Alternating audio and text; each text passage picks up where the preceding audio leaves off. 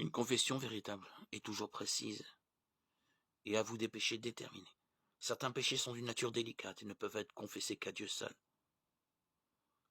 D'autres doivent être confessés à ceux qui en ont été les victimes. D'autres enfin sont des fautes publiques et exigent une confession publique. Mais toute confession doit être explicite, directe et nommer les péchés, même dont on s'est rendu coupable.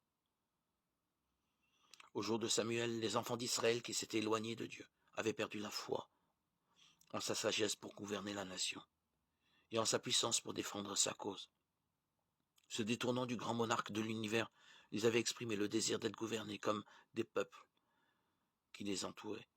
Leur ingratitude oppressait leur âme et les séparait de Dieu. Avant de trouver la paix, ils durent faire cette confession claire et précise. Nous avons ajouté à tous nos péchés le tort de demander pour nous un roi, 1 Samuel 12, 19. Il leur fallut confesser le péché dont ils s'étaient rendus coupables.